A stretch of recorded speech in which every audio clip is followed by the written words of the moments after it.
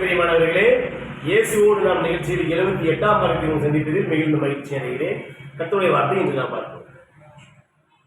யோபு 42ஆம் அதிகாரம் 2ஆம் வசனம். தேவரீர் சகலத்தையும் செய்ய வல்லவர், நீ செய்ய நினைத்தது தடைபடாது என்பதை அறிந்திருக்கிறேன். கர்த்தர் மிக தெளிவாக வார்த்தை கொடுக்கிறாரு. தேவரீர் சகலத்தையும் செய்ய வல்லவர். பார்த்தீங்களா? சகலத்தையும் அப்படின்னா இந்த காரியம் தான், அந்த காரியம் தான், எந்த காரியம்னாலும் சரி சகலத்தையும் செய்ய வல்லவர்.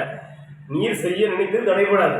அவரு ஒரு ஏசப்பா உங்களுக்கு கிருபை செய்ய ஆரம்பிச்சிட்டாரு, நன்மை செய்ய ஆரம்பிச்சிட்டாரு, உங்களுக்கு உதவி செய்ய ஆரம்பிச்சிட்டாரு அப்படின்னா யாராலும் அதை தடைபட முடியாது.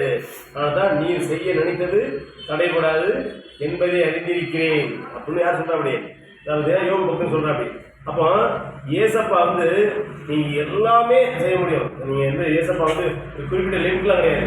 நீங்க ஏசப்பா நீங்க நம்பினா மட்டும்தான். அதாவது எல்லாத்தையும் செய்வாரு, எல்லாத்தையும் செய்வாரு, நினைத்து செய்வாரு. யாரும் செய்வாரு? தேவ பிள்ளையா இருக்க உங்களுக்கு மட்டும்தான் செய்வாரு. ஆனா தேவ பிள்ளைகளா இருக்க நம்ம தகுதியா இருக்கணும். தகுதியா இருக்கணும்னா தேவ பிள்ளை தேவ வசனத்தின்படி நடக்கணும். அதன்படி நடக்கும்போது ஏசப்பா உங்களா சொல்லுவாரு, தேவதி சகலத்தையும் செய்ய வல்லவர், நீ செய்ய நினைத்தது தடைபடாது என்பதை அறிந்திருக்கிறேன் அப்படின்னா யோபு அந்த அளவுக்கு அறிஞ்சிருக்கிறாரு. அதாவது பார்த்தீங்கன்னா யோபுட்ட பார்த்தீங்கன்னா ரொம்ப கஷ்டம் இருந்துச்சு. இந்த பெற்ற ஆசீர்வாதம்லாம் இருந்து போனோம் அப்படி. ஆனால் ரெட்டிப்பான ஆசீர்வாதம் யார் பெற்றா? யோபு பெற்றா அப்படி. அதே மாதிரி நீங்கள் உங்களுக்கு சோதனைகள் நீங்கள் உங்கள் வாழ்க்கையில் வரலாம்.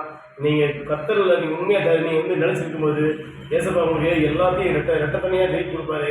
அதே சமயத்தில் ஏசப்பா கொடுக்கறத யாராலும் தடைபட முடியாது. கர்த்தருக்கு மகிமை உண்டாவதாக. ஆமென்.